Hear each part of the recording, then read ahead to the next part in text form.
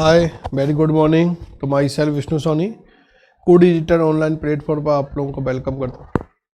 हम लोगों ने बायोटेक्नोलॉजी के अंदर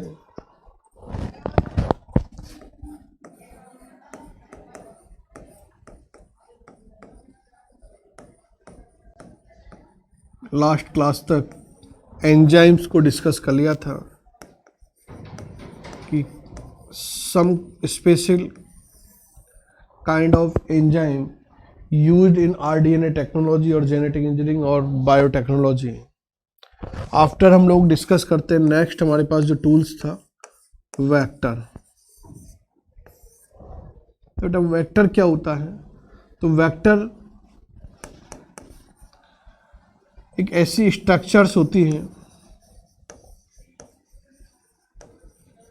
जो कि जेनेटिक जो मटेरियल होगा उस जेनेटिक मटेरियल यानी डीएनए को, जो डिजायर्ड डीएनए या फॉरेन डीएनए जो है, उसको वन सेल और प्लेस टू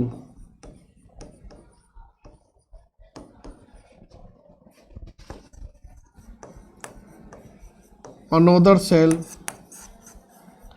क्या करती है बेटा? ट्रांसफर करती है।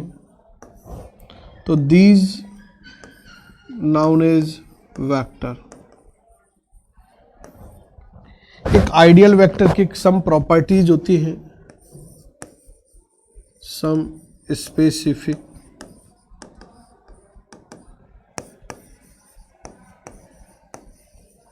प्रॉपर्टीज ऑफ क्लोनिंग वेक्टर कि एक तो उसको आइडेंटिफाई करना क्या होना चाहिए बेटा? सिंपल होना चाहिए। एक उसका उस सेल से जिसके अंदर हम लोगों ने उसको आइडेंटिफाई किया, उस सेल से उसका आइसोलेशन भी क्या होना चाहिए? इजी होना चाहिए। नेक्स्ट, उस आइडियल जो वेक्टर है क्लोनिंग वेक्टर, उसकी जो साइज है वो कैसी होनी चाहिए? स्मॉल, जो किससे की ट्रांसफॉर्मेशन के अंदर one place to another place या one cell to another cell transfer कराने में उसमें कोई भी प्रॉब्लम नहीं हो। तो स्मॉल साइज का वेक्टर होना चाहिए। उसकी सरफेस पर एक तो ओरी साइट प्रेजेंट होनी चाहिए, ओरी रीजन प्रेजेंट होना चाहिए। ओरी होता है जहाँ रेप्लिकेशन की प्रोसेस होगी, तो वह साइट वह पोजीशन होनी चाहिए। नेक्स्ट, उसके ऊपर पर्टिकुलर सेलेक्टेबल मार्कर्स साइट भी प्रेजेंट होनी चाहिए जहां डिजीज रेजिस्टेंस कैपेसिटी हो, जैसे like ampicillin, tetracycline, kanamycin. Different disease resistance site और जीन क्या होते हैं, एक आइडियल क्लोनिंग वेक्टर की सरफेस पर लोकेटेड होते हैं, तो वो प्रेजेंट होने चाहिए। नेक्स्ट, यदि इसकी प्रॉपर्टी की हम लोग बात करें तो आप लोगों के ऊपर restriction sites for restriction enzymes.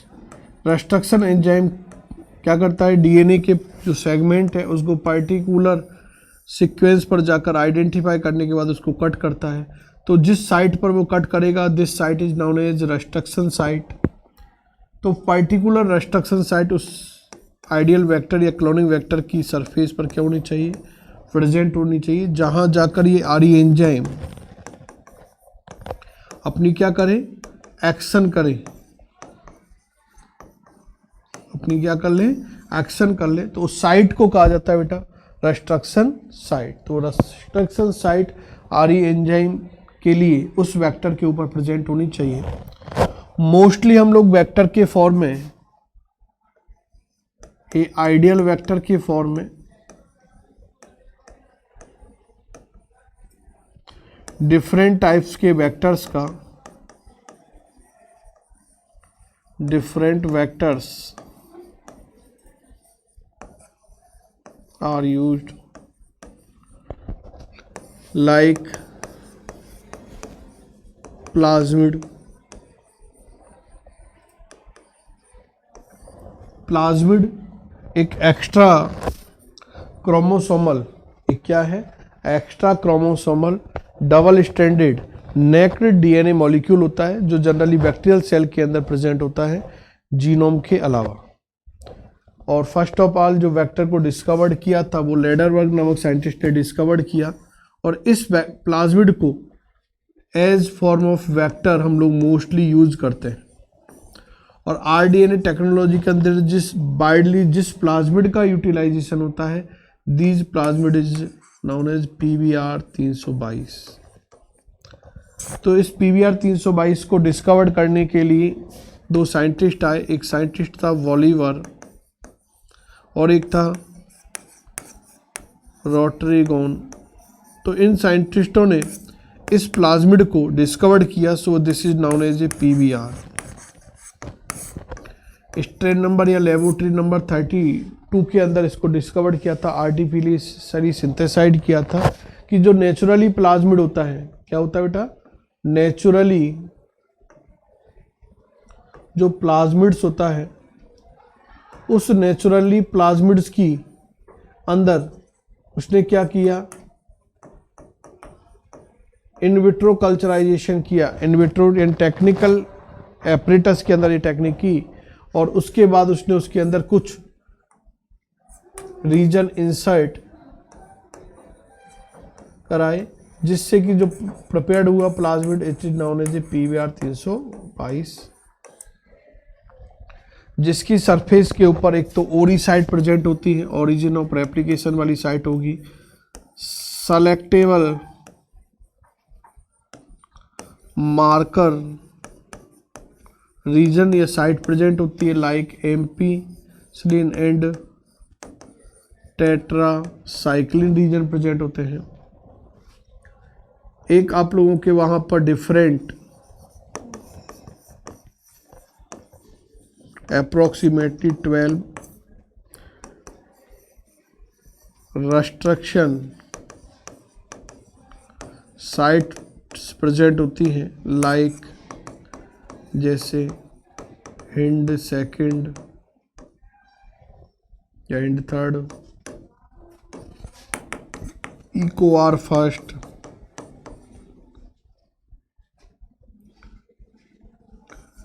Clay first, PBU first, PBU second, PST first etcetera. ऐसी डिफरेंट 12 रेस्ट्रिक्शन साइट PBR 322 जो प्लाज्मिड है इसकी सरफेस पर क्या होंगी, लोकेटेड होंगी। और एक रॉप रीजन भी प्रेजेंट होता है। कौन सा रीजन होगा, रॉप रीजन भी, और साइट भी क्या होती है, प्रेजेंट होती है। नेक्स्ट प्लाज्मिड के आफ्टर हम लोग जिस वेक्टर का हम लोग यूटिलाइजेशन करते हैं it is known as bacteriophage. Bacteriophage एक ऐसे वायरसेज होते हैं which viruses that infected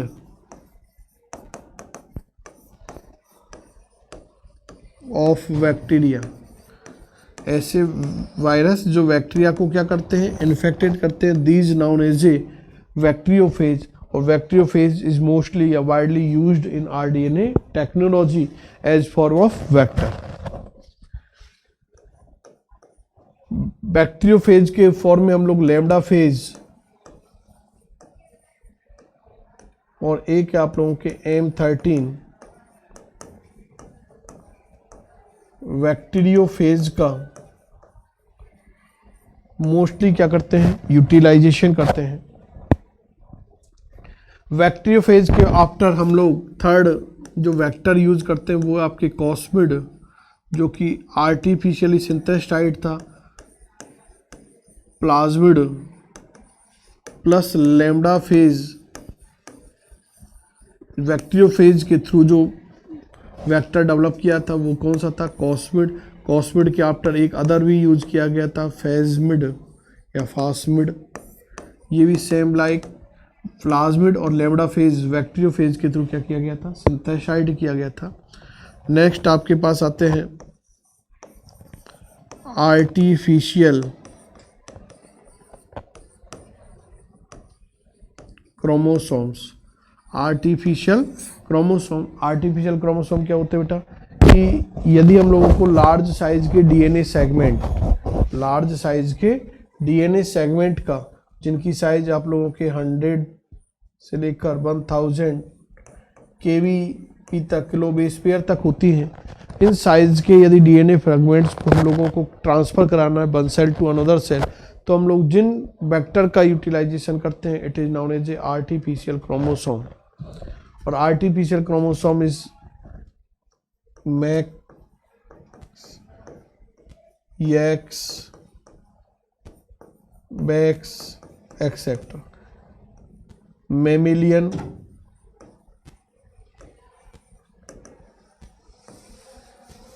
artificial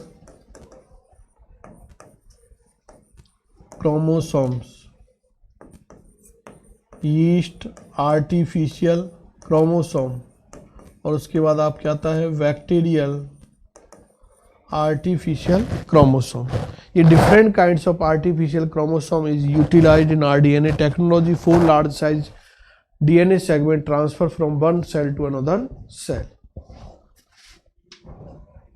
vector के आफ्टर, इस तरह से वेक्टर जो हमारे पास सेकंड टूल्स था वो फिनिश होता है। वेक्टर के आफ्टर हमारे पास आता है पैसेंजर डीएनए और डिजायर्ड डीएनए।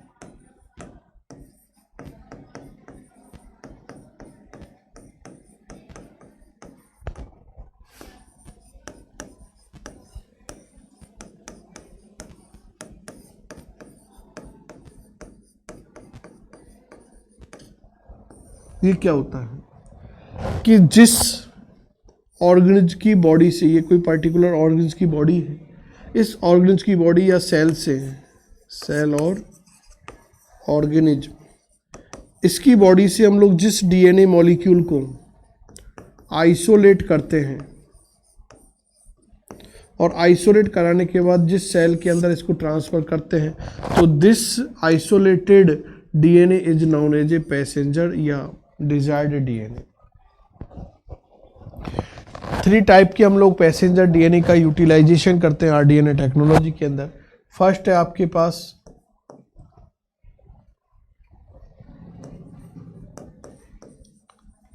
Complementary DNA. कौन सा बेटा? Complementary DNA. Second is a S DNA, synthetic DNA, और third is a random DNA. तो हम लोग फर्स्ट डिस्कस करते हैं रैंडम डीएनए। अपोजिट डिस्कस करना चालू करेंगे रैंडम डीएनए। रैंडम डीएनए क्या होता है कि जब हम लोग आरई एंजाइम की रिएक्शन कराते हैं इस डीएनए मॉलिक्यूल के ऊपर, तो हमें डिफरेंट साइज के सेगमेंट ऑब्टेन होते हैं। तो इनमें से जो हमारे पास स्मॉल साइज्ड के जो डीएनए सेगमेंट्स हैं, उन स्मॉल साइज के डीएनए सेगमेंट्स को कहा जाता है रैंडम डीएनए। नेक्स्ट आता है एस डीएनए और सिंथेटिक डीएनए। एस डीएनए और सिंथेटिक डीएनए का मीन्स क्या है कि हमारे पास ये कोई डीएनए है, ये डीएनए यहाँ पर न्यू डीएनए के सिंथेसिस के लिए किसके फॉर्म में वर्क करता है? टेम्पलेट के फॉर्म में वर्क करेगा। तो इस डीएनए टेम्पलेट पर एक एंजाइम वर्क करेगा, DNA polymerase enzyme. DNA polymerase enzymes. तो इस डीएनए पॉलीमरेज एंजाइम की प्रेजेंसी पर इस डीएनए टेम्पलेट पर जो डीएनए सिंथेसाइज्ड होगा, it is known as a synthetic DNA. Next हम लोग डिस्कस करते हैं वो आपके cDNA, कॉम्प्लीमेंट्री DNA।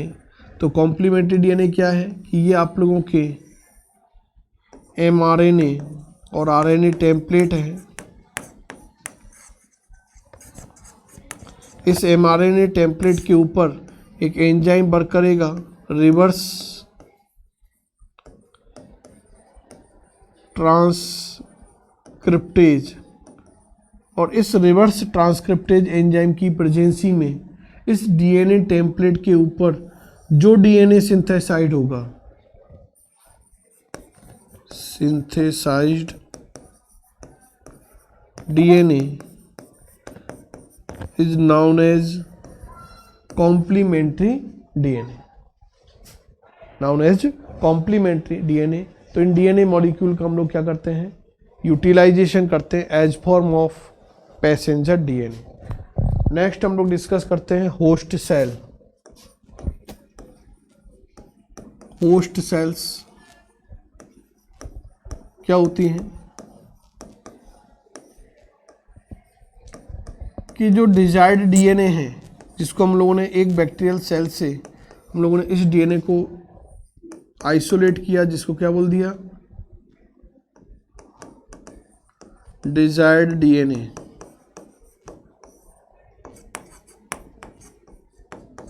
अब इस डिजायर्ड डीएनए को जिस सेल के अंदर ट्रांसफर कराया जाता है, तो which cell is known as a host cell. Desired DNA को जिस सेल के अंदर हम लोग इंसर्ट कराते हैं, प्रवेशित कराते हैं, which cell is known as a host cell. और मोस्टली होस्ट सेल के लिए हम लोग ई कोलाई, एस्चीरियन कोलाई की जो बैक्टीरियल सेल है उसका यूटिलाइजेशन करते हैं। और लास्ट आप लोगों के टूल्स जो है वो क्या है, जीन बैंक्स। तो यदि जीन बैंक जिस तरह से बैंक होती है, तो बैंक में अपन लोग क्या करते हैं, पैसों का कलेक्शन करते हैं, जब रिक्वायरमेंट होती है तब वहाँ से अपन लोग उसको क्या कर लेते हैं, आइसोलेट कर लेते हैं। तो सेम लाइक ये वे प्लेसेज होते हैं, प्लेस है जहाँ पर जो डिजायर्ड डीएनए और जो जीन्स हैं, उन जीनों का क्या किया जाता है, कलेक्शन और स्टोरेज किया जाता है। और जब रिक्वायरमेंट हो तो वहाँ से उसको हम लोग क्या कर लेते हैं, आइसोलेटेड कर लेंगे। तो these place is known as gene banks. तो इस तरह से हम लोगों ने डिफरेंट टूल्स जो बायोटेक्नोलॉजी या आरडीएनए टेक्नोलॉजी और रिकॉम्बिनेंट डीएनए टेक्नोलॉजी के अंदर क्या कर आते हैं, यूटिलाइज होते हैं, काम में आते हैं, उन टूल्स को हम लोगों ने डिस्कस किया था। नेक्स्ट हम लोग आगे डिस्कस करेंगे। Thank you.